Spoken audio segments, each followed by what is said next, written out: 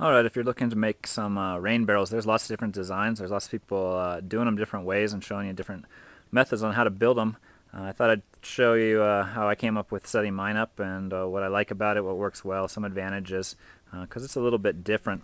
So first off, the basic design on all rain barrels is just collect some water off your gutter. I just use this old shop vac hose to tape it with a little pipe clamp up there, and it comes down into my barrels where I drilled a hole in the top, and then you just set the hose down in there and it just aims right into the barrel. One trick is make sure there's not a lot of curve on this, because the weight of the water can actually kind of start bending this, since mine isn't straight below, but the hose is flexible enough that the water tends to just make it straight down there without any problems.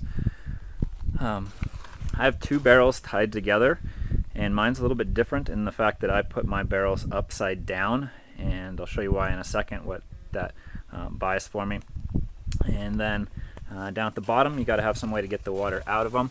So I have two tubes coming out of each side, and then they tee together with the fitting, and then they go up to a main line that I keep up here on the post. So one of the ways that mine's a little bit different than other people's is how I put my fittings on. So since I used my barrels upside down, I was able to put the fittings on the bottom, and I actually ended up using the white plugs themselves. So it's a little dark, but we'll see if we can see it.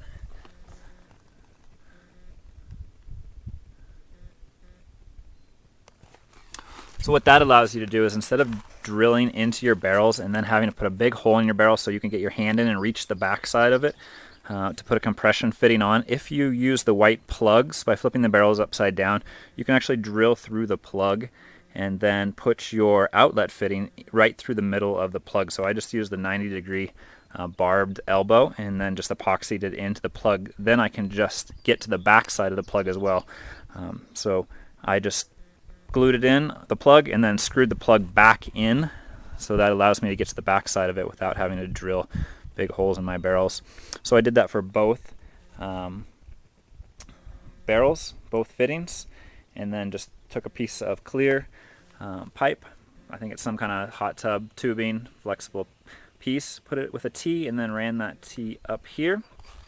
So this allows me to just hang the faucet up here. I don't even keep it closed, I just keep it open at all times.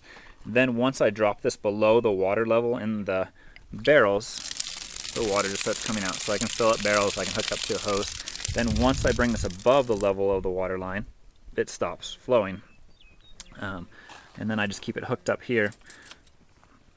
The clear tube gives me another cool feature, and that is I can see the water level. It's a little bit cloudy right now, and it's going to be hard to see on the camera, but if I shake the pipe a little bit, I can see that the water line's right there. So as compared to my barrels, I can look and say, okay, if the water level's at that height, then it's probably about that height in my barrels. So I know approximately how much water I have in the barrels at all times, which is a nice feature.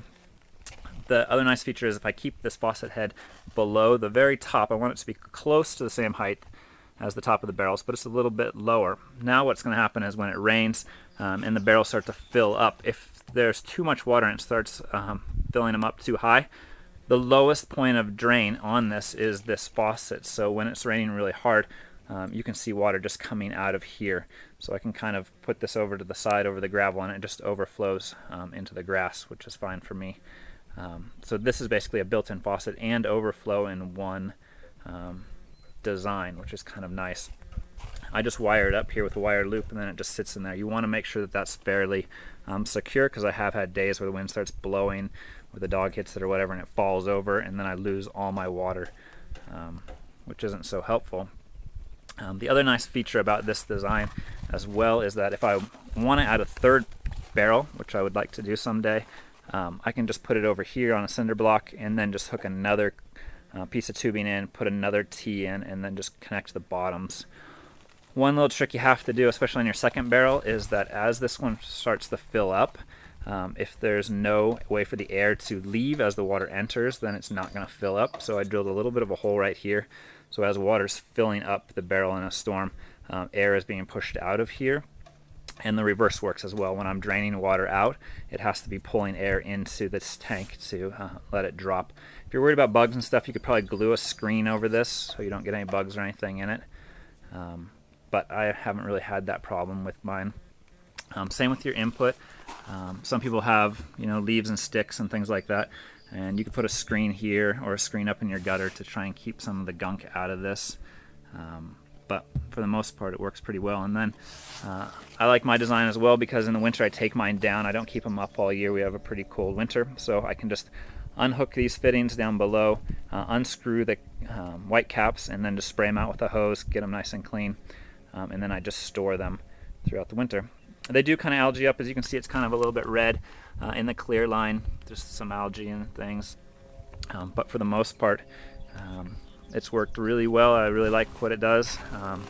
One thing that I've tried that doesn't work very well is I've hooked extra hose onto here and actually ran it down to where I want, and that way if it's raining really hard I can kind of direct the overflow out of here. But it does tend to make a siphon, and it tends to pull the water all the way out and just keep siphoning and drain the barrels all together. So you'd need some kind of vacuum break if you wanted to go with that route. But this works really well. Leave it open at all times. I don't shut it down at all. And then just like I showed you, drop it down and it fills up buckets and barrels for me to water my trees and things like that. So works pretty well. It's a little bit different than a lot of the designs you've seen out there probably, but hopefully it has some different features that maybe you can think about and try and incorporate into yours. Thanks.